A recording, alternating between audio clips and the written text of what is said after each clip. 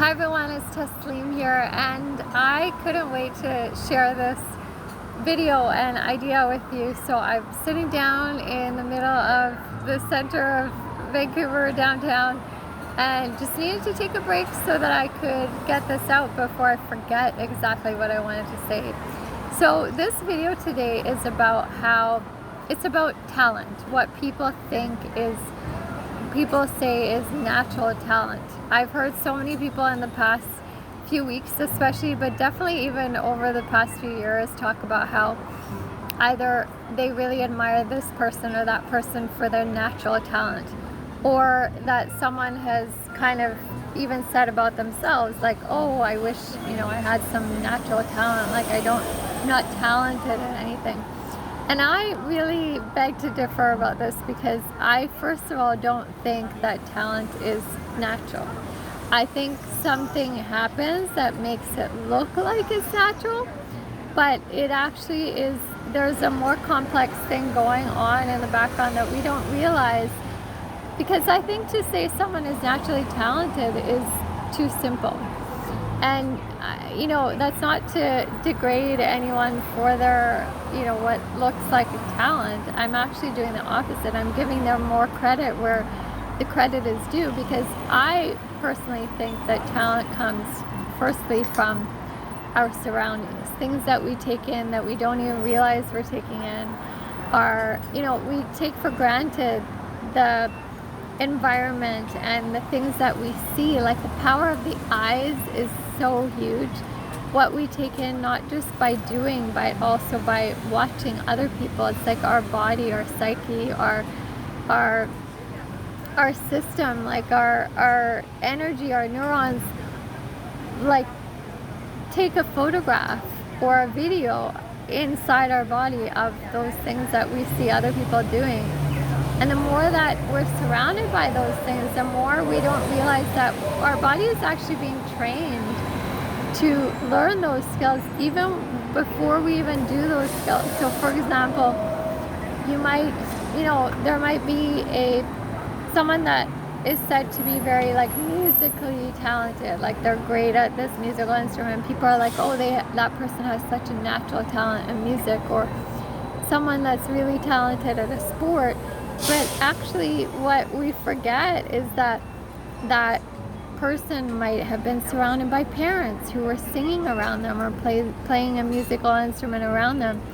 And the child now, who is now said to be naturally talented, was actually, their ear was being trained to hear those sounds and pick them up. And it's like ear training without us even taking ear training classes. And then, other people hear that child play or that child do a sport that we don't realize that they've been training. Like, maybe they were hacky sacking instead of playing soccer, or maybe they were running around building endurance, or doing something like in a game that they were playing with other kids. And we think, oh, they're so talented at soccer, but we don't realize that actually from a very young age they were doing things that actually built up that skill of coordination and running around and kicking, like touching the knee to the ball or whatever it is. Like, if they're practicing hacky sacking and coordinating, like hitting the hacky sack with their knee, well, we don't realize that, of course, when they're playing soccer, they're able to do that coordination. It looks like they're naturally talented at soccer.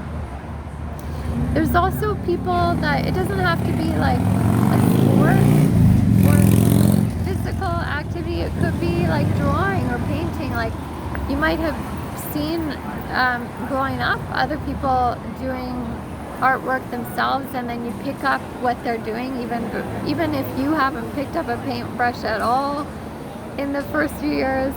Or you might be exposed to a lot of artwork or architecture around you, and people, you start knowing what looks good to you and what you like and how you want to create and be the architect of your life, and then other people see what you do and they're like, wow, they're so naturally talented at building or creating, or but actually they've been exposed to environments that help them to see what beautiful artwork is made of, and what buildings, how buildings that are, you know, pieces of art are constructed. And there's actually a book out there called The Talent Code that talks a lot about how the premise of the book is that, actually I think this is even the subtitle of it, is that talent is not born, it's grown.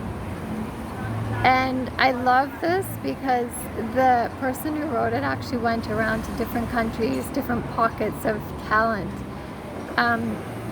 You know, he'd go to like Brazil to do with soccer, or to go to some European place to do with music, or to go to these little like areas where they claim that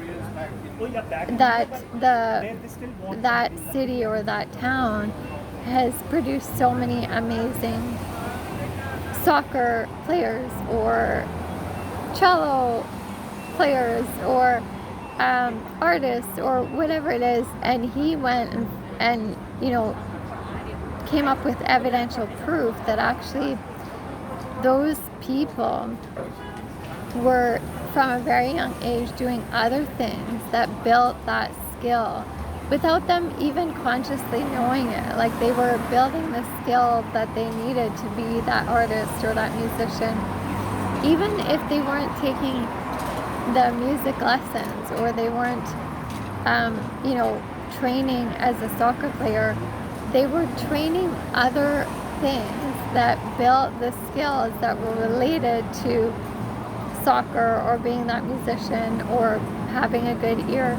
And then all of a sudden, when they seemed to be so good at it naturally, people were like, oh, that person's meant to do this, so they're so naturally talented at this. But this writer was like, no, actually talent is born. And the great thing is that that means that you can actually grow it for yourself. If you think that you don't have a talent or a natural talent, you don't have to be naturally talented, because it's actually grown out of passion, out of training, out of focus, practice, out of you know, consistency, and being inspired by someone or something, and what you see and what you take in and how you practice has such a huge impact on this. So one of my theories that I have not heard anyone speak about on top of this is that I also think that what appears to be natural talent, especially if you think of like, you know, the classical or iconic kind of natural talents of the world, whether they're musicians or artists or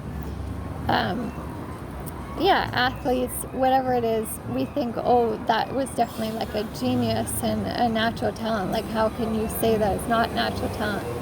Well, I have this theory that I am really excited about, because I can't wait to use it in my next lifetimes. But basically, I feel like it has to do with our lifetimes. I feel like in our past lifetime prepares us for the next lifetime, and what passions and, you know, pursuits we go after. And so I'm going to use myself as an example for this. So dancing in this lifetime, I found it in my adult life, and I loved it, and I did what I could in it at that time.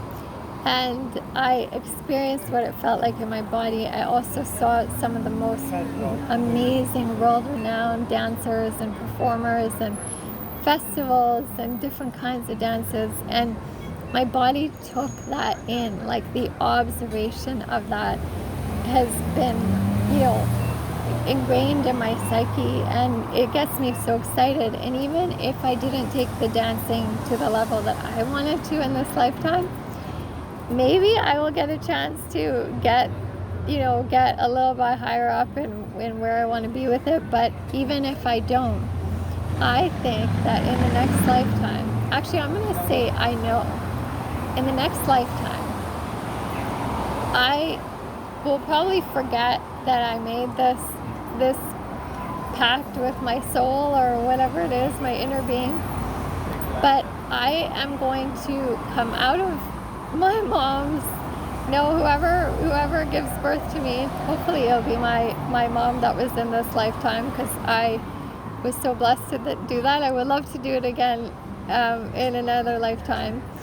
And I will go after dance right away. Like there'll be no question. And I will already have a connection to the rhythm, to a better connection to my body, all the skills that I've been talking to you about in this channel, about surrender and trust and flow and turning old moves into new possibilities, and just finding balance within my energy systems and connecting to the chakras. All of that, I have already done the preparation of it in this lifetime.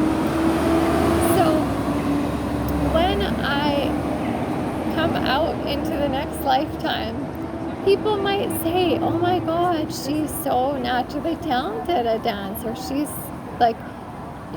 this is something that she should definitely do. Like, this is, she looks like she wants to connect with it right away. Like, this is so rare and this is so special.